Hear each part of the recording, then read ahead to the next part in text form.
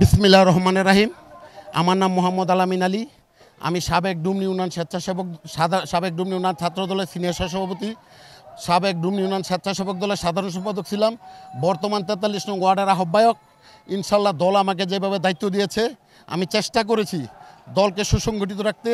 43 নং ওয়ার্ড স্বেচ্ছাসেবক দলের ভিতরে কোনো গ্রুপিং হইতে নাই। এই 17টা বছর আমি আন্দোলন সংগ্রামে ছিলাম, রাজপথে ছিলাম।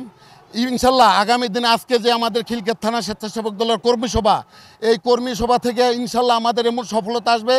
তারেক রহমান একটাই কথা বলেছে, take back Bangladesh. Take back Bangladesh সেই লক্ষ্যে আমরা গড়ার জন্যে ইনশাল্লাহ আমাদের সর্বোচ্চ চেষ্টা থাকবে। এবং স্বেচ্ছাসেবক দলের জনপ্রিয়তা এই খিলক্ষেত থানায় কতটুক, এটা সারা খিলক্ষেত থানার কর্মী সম্মেলন, ঢাকা মহানগর উত্তরের নেতৃবৃন্দ দেখে বুঝবে যে আমাদের কতটুকু আমরা সুসংগঠিত। সবাই আমাদের দেখে ইনশাল্লাহ ভালো জানবে। বাংলাদেশ জিন্দাবাদ, জিন্দাবাদ, তারুণ্যের অহংকার তারেক রহমান জিন্দাবাদ, বাংলাদেশ জাতীয়তাবাদী স্বেচ্ছাসেবক দল জিন্দাবাদ। সবাইকে ধন্যবাদ।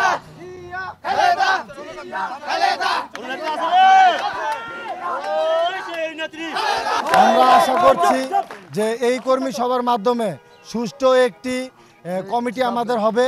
আমরা সেই আশাবাদ ব্যক্ত করছি এবং দেশনেত্রী বেগম খালেদা জিয়ার জন্য দোয়া করি। স্বেচ্ছাসেবক দলের সভাপতি ফরিদ ভাই, ওনার হাতকে শক্তিশালী করব। খিলক্ষেত থানা স্বেচ্ছাসেবক দলের আহ্বায়ক আসাদুজ্জামান জিসান ভাইয়ের হাতকে শক্তিশালী করার লক্ষ্যে আমরা যেইভাবে কাজ করার, আসাদুজ্জামান জিসান ভাই আমাদেরকে যেই দিক নির্দেশনা দেবে, ওই প্রত্যাশা নিয়ে আমরা আমাদের স্বেচ্ছাসেবক দল খিলক্ষেত থানা তো হাতকে কীভাবে শক্তিশালী করা যায় ওই প্রত্যাশা করেই আমরা কাজ করছি।